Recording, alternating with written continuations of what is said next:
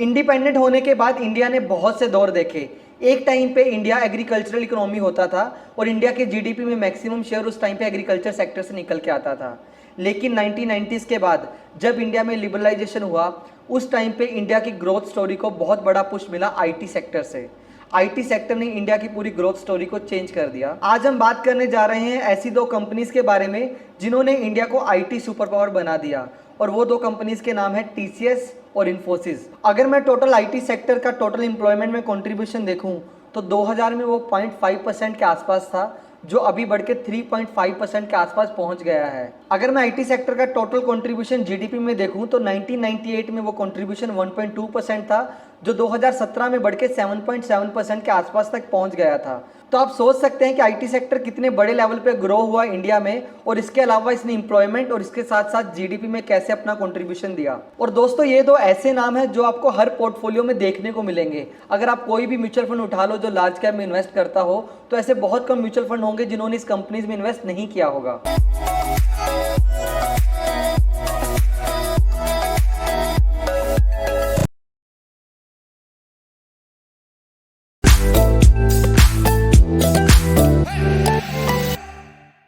चलिए दोस्तों, स्टार्ट करते हैं फंडामेंटल एनालिसिस टीसीएस और इन्फोसिस का। और इस फंडामेंटल एनालिसिस में हम बहुत अलग पैरामीटर्स देखेंगे जो नॉर्मली हम बाकी कंपनियों में नहीं देखते, क्योंकि एक आईटी कंपनीज को एनालाइज करना बहुत डिफिकल्ट होता है और इसमें हमें बहुत अलग अलग पैरामीटर्स को देखना पड़ता है। इसके अलावा इस वीडियो के एंड में मैं आपको बताऊंगा कि एक आईटी कंपनी में इन्वेस्टमेंट करने के क्या क्या रिस्क हो सकते हैं। दोस्तों, जैसे कि आईटी सेक्टर के बारे में बोला जाता है कि ये सर्विसेज को एक्सपोर्ट करता है, जिसकी वजह से बहुत सी फॉरेन करेंसी इंडिया में फ्लो होती है। तो आपके लिए सबसे पहले जानना बहुत ज़रूरी है कि ये दो कंपनीज़ का कौन कौन सी कंट्रीज़ में कितना बिजनेस फैला हुआ है और कौन सी कंट्रीज से इनको कितना पैसा निकल के आता है। दोस्तों, जैसे कि आप मेरी स्क्रीन पे देख सकते हो कि ये कंपनीज़ को कौन सी कंट्री से कितना रेवेन्यू मिलता है। जैसे कि आप देख सकते हैं कि दोनों कंपनीज़ का मेन रेवेन्यू अमेरिका से आता है। अगर मैं इन्फोसिस की बात करूँ तो इनका 60.5% रेवेन्यू नॉर्थ अमेरिका से आता है, वहीं टीसीएस का 53% रेवेन्यू अमेरिका से आता है। इसके अलावा यूरोप से इन्फोसिस का 24.1% और टीसीएस का 29.7% का रेवेन्यू निकल के आता है। इसके बाद अगर हम इंडिया की बात करें तो इंडिया से टीसीएस का सिर्फ 5% और इन्फोसिस का सिर्फ 2.5% का ओवरऑल रेवेन्यू निकलता है। तो जैसे कि आपने देखा कि ये दोनों कंपनीज का मेन रेवेन्यू अमेरिका और बाकी कंट्रीज से आता है, बट रिसेंट ईयर्स में जैसे ही इंडिया में बाकी इंडस्ट्रीज की काफ़ी ग्रोथ हुई है और आईटी का बहुत रिक्वायरमेंट निकल के आया है, जिसकी वजह से ये दो कंपनीज का जो इंडिया से शेयर था वो थोड़ा सा बढ़ा है पिछले कुछ सालों में। दोस्तों, जैसे कि आपको पता होगा कि इन्फोसिस और टीसीएस करते क्या हैं, ये बाकी इंडस्ट्रीज को अपना बिजनेस रन करने में हेल्प करते हैं by automating their manual task by providing them softwares. और ऐसी बहुत सी इंडस्ट्रीज होती हैं जिसमें इन्फोसिस और टीसीएस हेल्प करते हैं, जैसे कि health care industry, manufacturing industry और रिटेल इंडस्ट्री। ये सब इंडस्ट्रीज में आईटी की बहुत बड़ी रिक्वायरमेंट होती है जिनको ये कंपनीज फुलफिल करती हैं। चलिए अब देखते हैं कि ये दो कंपनीज का कौन सी इंडस्ट्री से कितना रेवेन्यू आता है और इन्होंने कितना उस सेक्टर में इंप्रूवमेंट किया है या उस सेक्टर से इनका रेवेन्यू कम हुआ है। जैसे कि आप मेरी स्क्रीन में देख सकते हैं कि दोनों कंपनीज का सबसे ज़्यादा जो शेयर है वो बैंकिंग सेक्टर में है। अगर मैं टीसीएस की बात करूं तो टीसीएस का 39.6% ओवरऑल रेवेन्यू बैंकिंग सेक्टर से आता है। इसके अलावा इन्फोसिस का 32% जो रेवेन्यू है वो फाइनेंशियल सेक्टर से आता है। फाइनेंशियल के बाद जो सेकंड सबसे बड़ा सेक्टर है जहां से ये दोनों कंपनीज अपना रेवेन्यू डिराइव करती हैं वो रिटेल एंड कंज्यूमर बिजनेस है। अगर मैं टीसीएस की बात करूं तो उनका 17.2% का जो टोटल रेवेन्यू है वो रिटेल एंड कंज्यूमर बिजनेस से आता है, वहीं इन्फोसिस का 16.4% है। इसके बाद कम्युनिकेशन में टीसीएस का 16.3% और इन्फोसिस का 12.6%, और at the end manufacturing sector में टीसीएस का है 10.7% और इन्फोसिस का है 9.9%। अब आप ये सोच रहे होंगे कि ये दोनों कंपनीज का बहुत बड़ा शेयर बैंकिंग सेक्टर से क्यों आता है, क्योंकि दोस्तों बैंकिंग सेक्टर में सबसे ज़्यादा ऑटोमेशन हुआ है और बहुत सी चीज़ें यहाँ पे ऑटोमेट हो गई हैं जो पहले मैनुअल होती थी।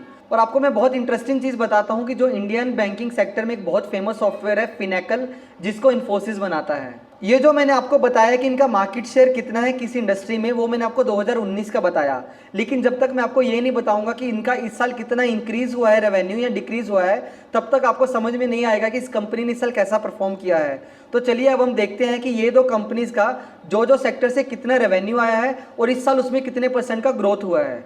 जैसे कि आप मेरी स्क्रीन पे देख सकते हैं कि बैंकिंग सेक्टर से टीसीएस का टोटल रेवेन्यू जो है वो 57,938 करोड़ है और उसमें ईयर ऑन ईयर इस साल 19.7% का इंक्रीमेंट हुआ है।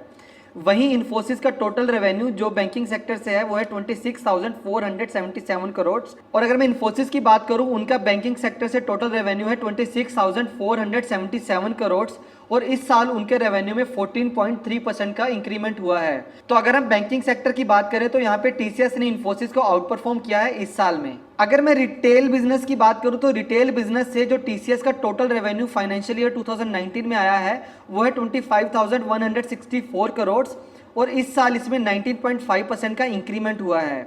वहीं अगर मैं इन्फोसिस की बात करूं तो उनका टोटल रेवेन्यू रिटेल बिजनेस से है 13,556 करोड़ और उनका भी ईयर ऑन ईयर इस साल 19.5% का इंक्रीमेंट हुआ है। तो दोनों कंपनीज ने सेम लेवल पे इंक्रीज किया है अपना रेवेन्यू रिटेल सेगमेंट से। दोस्तों जब भी हम फंडामेंटल एनालिसिस की बात करते हैं तो एक बहुत इंपॉर्टेंट पैरामीटर होता है ऑपरेटिंग प्रॉफिट मार्जिन और मैं आपको हमेशा बताता हूं कि जिस भी कंपनी में आप इन्वेस्ट करें तो सबसे पहले देखें कि उनका मार्जिन कैसा रहा है और उन्होंने अपने मार्जिन को इम्प्रूव किया है या नहीं किया। तो अगर मैं इन्फोसिस और टीसीएस की बात करूं तो इन्होंने अपने मार्जिन को हमेशा से मेंटेन करके रखा है। अगर मैं टीसीएस की बात करूं तो इनका मार्जिन हमेशा से 20% से ऊपर रहा है। वहीं पे ही इन्फोसिस का मार्जिन भी हमेशा 23 या 24% के आसपास रहा है। तो अब आप ये सोच रहे होंगे कि इस बिजनेस में खर्चा कहाँ पे होता है, क्योंकि अगर मैं नॉर्मल मैन्युफैक्चरिंग कंपनी की बात करूं तो उन्होंने कुछ 100 रुपये का सेल किया और उसको बनाने में अगर उनका 80 रुपीज़ का खर्चा आया तो मार्जिन होता है 20 रुपये और 20%। लेकिन हमें आईटी कंपनीज में मार्जिन कैसे पता चलता है? तो दोस्तों अगर हम आईटी कंपनीज की बात करें तो इनका जो मेन एक्सपेंस होता है वो एम्प्लॉय एक्सपेंस होता है, क्योंकि एम्प्लॉयज़ इनके मेन एसेट्स होते हैं।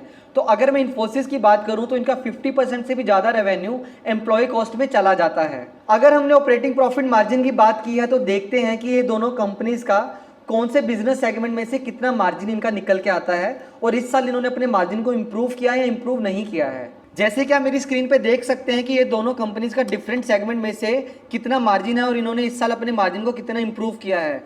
अगर मैं कम्युनिकेशन सेक्टर की बात करूं तो टीसीएस का मार्जिन है 27.8% और लास्ट ईयर इनका मार्जिन था 27.4%। यहाँ पे इन्फोसिस का लास्ट ईयर इनका मार्जिन था 29.5% और इस ईयर इनका मार्जिन है 24.4%। तो कम्युनिकेशन सेक्टर में इन्फोसिस का मार्जिन काफ़ी कम हुआ है as compare to last year.